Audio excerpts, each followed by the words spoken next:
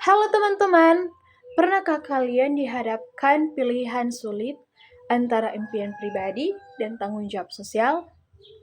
Nah, pada hari ini kita akan membahas sebuah kisah nyata yang sering dialami oleh para pendidik di Indonesia. Tetapi sebelumnya teman-teman, saya akan memperkenalkan diri saya. Shalom, halo teman-teman. Perkenalkan, nama saya Merinda Petronella Tesalonika Tuela dengan NIM 2401-01005. Saya merupakan mahasiswa aktif semester 3 di Institut Agama Kristen Negeri Manado dengan program studi Pendidikan Agama Kristen, Fakultas Ilmu Pendidikan Kristen. Tujuan saya membuat video ini untuk memenuhi tugas akhir ujian akhir semester pada mata kuliah Etika dengan dosen pengampu Mem Orien Kristianti MPD. Nah teman-teman, bayangkan ada seorang guru yang sudah 5 tahun ia mengajar di sebuah sekolah di desa terpencil. Tapi suatu hari ia mendapat tawaran mengajar di sekolah besar di kota. Gajinya lebih besar, fasilitas lengkap, dan rekan-rekan kerjanya yang profesional. Namun, di sisi lain, sekolah di desa sangat kekurangan guru. Jika ia pergi, siapa yang akan mengajar anak-anak di sana? Nah, teman-teman, inilah yang disebut dengan dilema etika. Tidak ada pilihan yang sepenuhnya salah, tapi pilihan mana yang paling benar secara moral? Yang pertama, kita bisa lihat dari sisi tanggung jawab moral. Yang dimaksud dengan tanggung jawab moral adalah kewajiban batin seorang guru yang melekat pada profesinya sebagai pendidik. Guru bukan sekedar pekerja yang menjalankan tugas demi gaji, tetapi memiliki panggilan moral untuk melayani dan mencerdaskan kehidupan manusia.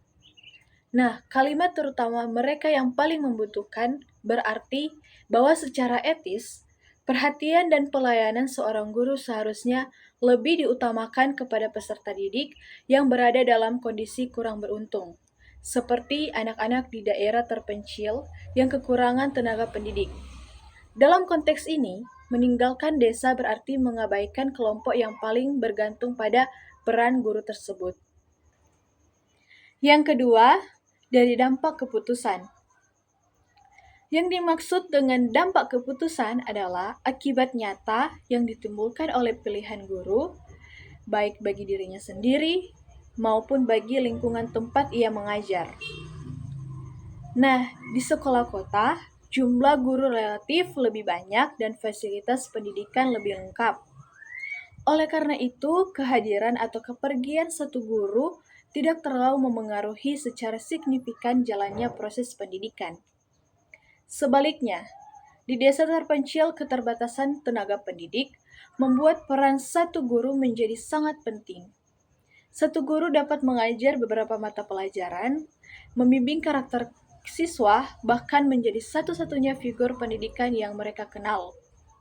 Karena itu, keputusan untuk tetap tinggal atau pergi berdampak besar terhadap masa depan banyak anak, baik dari segi pendidikan, motivasi belajar, maupun kesempatan hidup mereka untuk kedepannya. Nah, dan yang ketiga, kita bisa lihat dari nilai kebajikan. Nilai tersebut yaitu keikhlasan, kepedulian, dan pengabdian. Nilai tersebut adalah cerminan luhur seorang pendidik. Kita bisa lihat contoh dari nilai keikhlasan. Nah, ketika guru tersebut mengetahui bahwa ia pindah ke kota, ia akan memperoleh gaji lebih besar dan fasilitas yang lebih baik.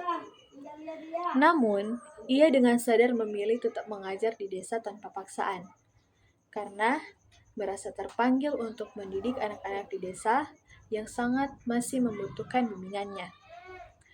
Keputusan ini diambil bukan demi pujian atau imbalan, melainkan karena dorongan hati nurani. Yang kedua, kita bisa lihat contoh kepedulian.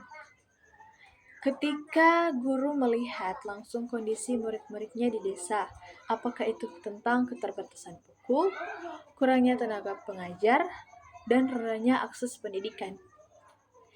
Ia menyadari bahwa jika ia meninggalkan sekolah tersebut, proses belajar siswa akan terganggu.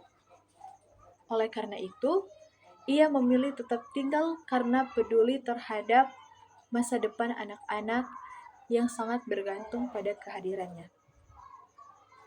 Dan contoh yang terakhir, nilai pengabdian. Meskipun menghadapi tantangan seperti jarak yang jauh, fasilitas terbatas, dan kesejahteraan yang minim, guru tersebut tetap menjalankan tugasnya dengan penuh tanggung jawab. Ia bahkan bersedia mengajar lebih dari jam wajib. Apakah itu membantu siswa di luar kelas dan terlibat dalam kegiatan masyarakat. Nah, sikap ini menunjukkan pengabdian yang tulus sebagai seorang pendidik. Maka, secara etis, keputusan terbaik adalah tetap mengajar di desa. Bukan berarti mengorbankan masa depan, tetapi menunda kepentingan pribadi demi kebaikan yang lebih besar. Guru tetap bisa berkembang, bisa belajar secara daring, mengikuti pelatihan, dan mempersiapkan masa depan dengan bijak. Karena sejatinya, pendidikan bukan hanya soal gaji dan karir, tetapi tentang pengabdian dan dampak bagi sesama. Kalau kalian berada di posisi guru tersebut, apa yang akan kalian pilih?